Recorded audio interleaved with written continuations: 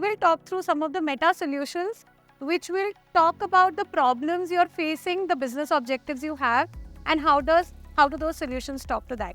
But before we get into that, I did want to talk about certain exciting facts about digital ecosystem. And I think that's why we are all here. That's why the summit's name is Digital Leadership Summit, because Social Beat continues to power this for the digital space. But really, we are talking about how GDP per capita and consumption expenditure will move up in 2020 or 2030, which is 7 years from now. We are looking at a 5.4 trillion consumption expenditure. And that's really just talking about what's happening in India ecosystem. I don't need to talk about this. There were a lot of facts and figures spoken in G20 about what's powering growth for India. So I will skip this slide and not talk through the details.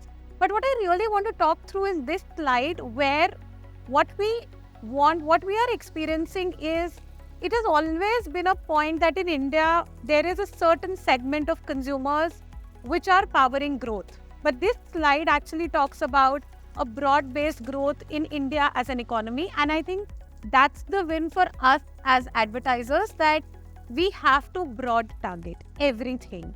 Another slide I'll talk about, which really talks about the power of tier 2, tier 3 cities. And we all are aware of that as well, on how that's powering growth for India. So I think one message, if I want all of us to take away, is India doing well. Certainly, yes. We recently hosted G20 in India, and we had a lot of facts and figures which were presented there. But more importantly, that doing well is being powered on a broad-based spectrum, which means and which gives us confidence that this growth is here to stay.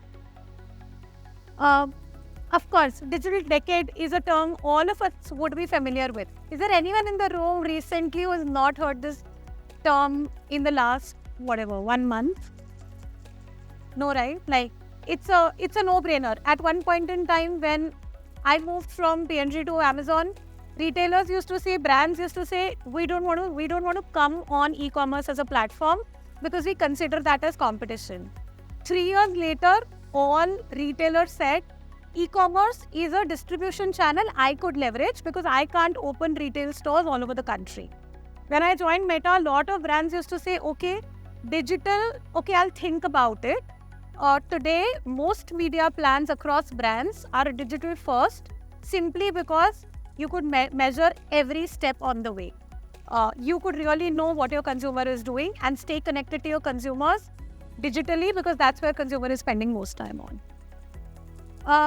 I did talk about this, where we are looking at a lot of consumer behavior change in tier 2 and tier 3 cities, which is powering growth. And I would just give it back to internet penetration, to reach of e-commerce companies, which is actually helping us drive this change. In 2017 or 2018, almost 2 to 3 years after Amazon started doing these Diwali sales, Amazon and Flipkart, they actually claimed, and it was true, that they were able to reach 99.99% PIN codes of India through Diwali sales, and that's where they acquired most customers. Over a period of time, almost 35 to 40% of large e-commerce platform sales started coming from tier 2 and tier 3 cities, and almost 70% of the growth they were seeing was coming from tier 2, tier 3 cities. So I think that's pretty much what I wanted to kind of set us up for. If you look at how this is impacting digital. So the first part was really about where is the growth coming from? What's the part digital ecosystem has to play in that growth? But an interesting funnel, if you look at, internet users for the FY 21-26 will grow by 6%. But more importantly, if you just keep going down the funnel, chatting in social media will go up by 12%. Further, video content will continue to grow. Another data point, and Ankur will cover most of it, but 53% of all reels made globally are actually made in India. So that's the power of video as a platform, which has been established over the last 1.5 years at least at Meta. If you see 18% growth on service transactions across digital and 22% growth on product transactions. So whether you look at consumption of content, to that leading to both services and products on digital is expected to grow closer to 20% cumulatively over the next 3 years. And that's what the power of this platform is. It's not likes, comments. We used to talk about social platforms as, can I get more customer engagement? Can I get more likes and comments? But this is real business. You are doing services, you are doing products, and services, by the way, includes both pre-purchase and post-purchase, right? So I think across the spectrum, huge opportunity on what digital has to offer. 62% consumers actually discover their product digitally, and this is only digital data captured. A lot of consumers look at an ad and then go to offline, and that doesn't even get captured in the data we are talking about, right? So this is just the recorded data, and 60 to 65% of the consumers for whom variety is important, they are able to actually make their purchase decision on our platform. So I'm not going to talk through these numbers because all of us are aware of it, but I really want to land a message saying India is growing. India growth is broad-based across segments of society as well as across tier of cities. Within that, what's the role digital is playing? We all are in the middle of digital decade. And by the way, some of the consumer data points which really talk about how consumers are spending their time, how they are making purchase decisions, and very simple point like a small startup can actually target the first purchase, because the average purchase point on a consumer product would be anywhere between 300 to 400 rupees. A small startup can actually target a consumer buying their first product through social, because that's the average price a consumer is okay to pay to start off on social platform. The last slide I have is really talking about the power of connections. Meta actually helps you connect to your consumers, get you the right reach across our family of apps, whether it's WhatsApp or Instagram or Blue app, which is the traditional app. And we will talk through solutions and products available across all of these three for you to power your business outcomes. Jumping on to the slides.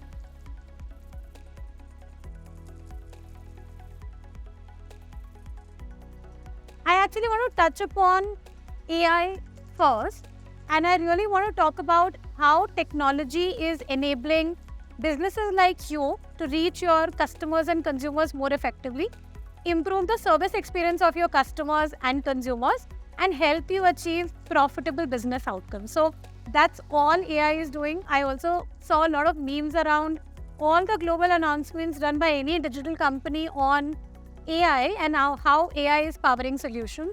But really talking through this product, we have the ad system, we have the innovations in form of VR, we have business messaging through WhatsApp, and we will talk about that as well. How do we continue to integrate that with our safety efforts? And finally, how does it all link to the discovery engine we operate is how AI is powering your solutions.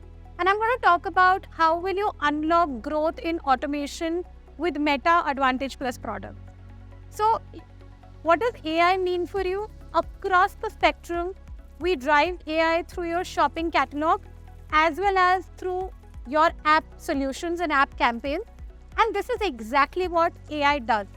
Right from audience to creative to destination to placement and to budget, everything gets automated.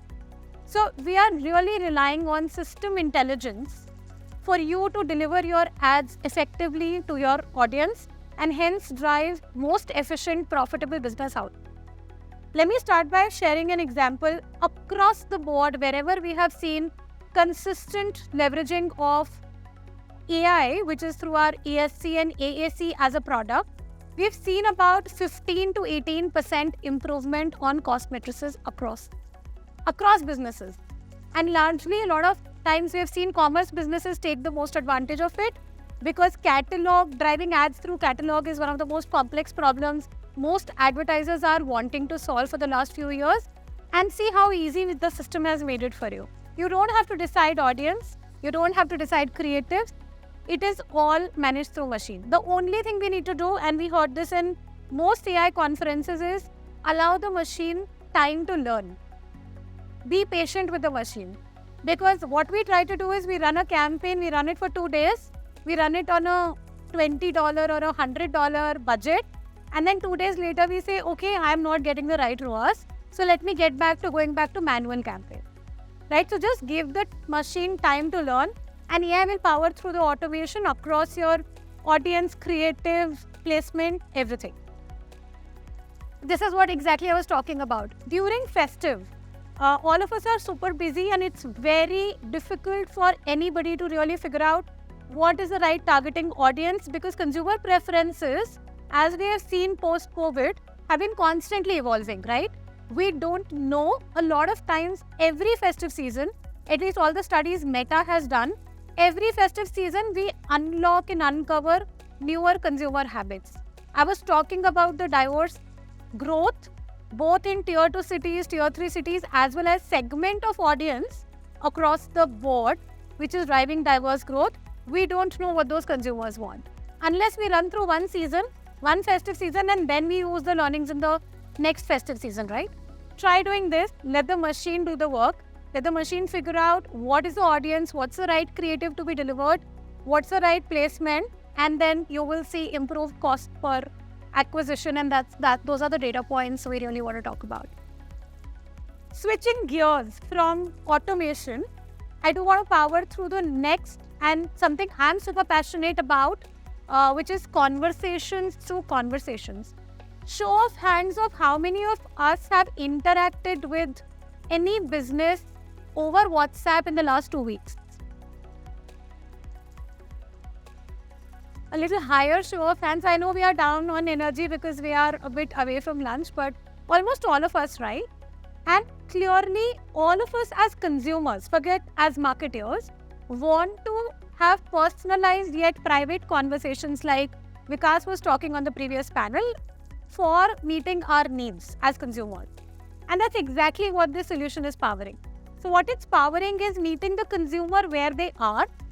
And what it's powering is advertisers and brands like us have a platform to get incremental reach to consumers, specifically in tier 2 and tier 3 cities where they are not as open as a metro or a tier 1 consumer is, and they want a little more consultation before they make purchase decisions, right? So this is exactly what this section is going to talk about. Meta has the largest messaging platform globally. We cater to messaging across 3 platforms we have, which is WhatsApp, Instagram, and Messenger. So across all 3 platforms, you could reach out to your consumers and they could reach out to you, whether for marketing messages or real conversations on driving sales. Also, India is the second largest market globally for Meta in terms of WhatsApp from a reach perspective. So Brazil is the only market ahead of India globally, which has been ahead of us now about by 4-5 years. But India is really catching up. To that, we are having the largest global conversations summit in Mumbai on 20th of September. And if any of you are interested to attend that event, please reach out to Social Beat team. We'll get it extended to all of you. But that is being attended by 1,500 businesses across India. And we will have global leadership coming to present there. It's like Meta's G20 in India. So it really is that large scale an event.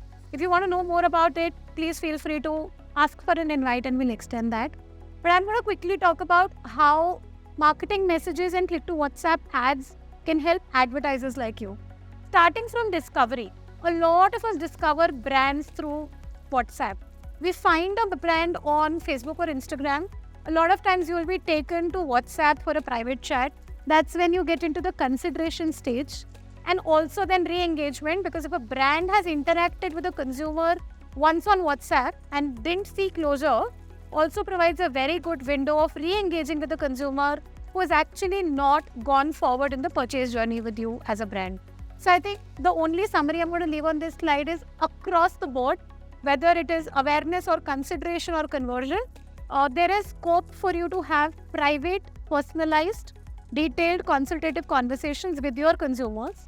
And I spoke to a couple of you guys on the side and you were like, oh wow, this is such a great way for me to close a sale or to re-engage with my consumers who for some reason did not close their purchase decision or who had cart abandonment for some reason. So again, I'm around. happy to answer any specific questions on WhatsApp. There are a few examples I do want to kind of showcase here. You see, you have use cases across a D2C retail brand. You have use cases across BFSI, which is a vernacular use case used by a bank in India. You also have a use case with a motor company, which is MG Motor, on how a brand, how a consumer considers buying a car. So from a price point of 400 rupees to a price point of 20 lakh rupees, you're seeing WhatsApp being leveraged across the funnel and across different verticals and use cases. We also have examples where players like Tata Click have leveraged WhatsApp to engage more consumers, and you see the matrices here. 57% click-through rate on WhatsApp. All of us know what's the click-through rate on emails and SMSs. We see, forget the click-through, even the open rate is like in lower single digits, right?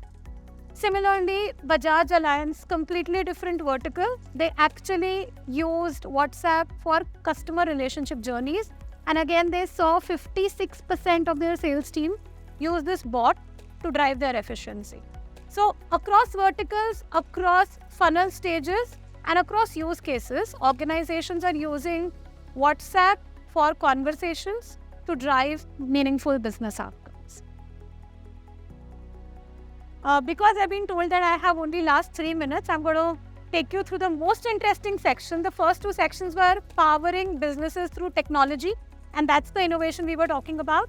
Now we switch gears and talk about meet consumers where they are.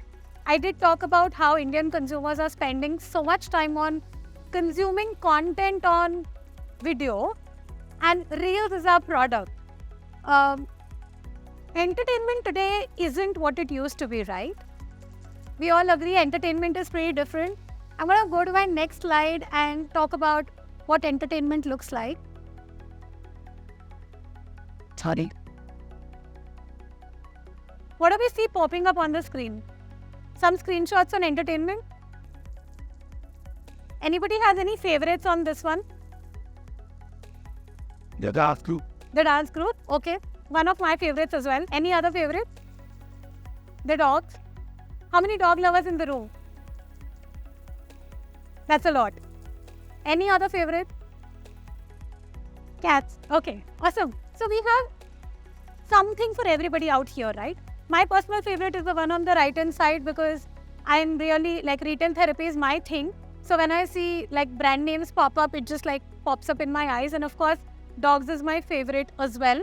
But really, this caught all of our attention, right? Because this is where, as consumers, we spend our time.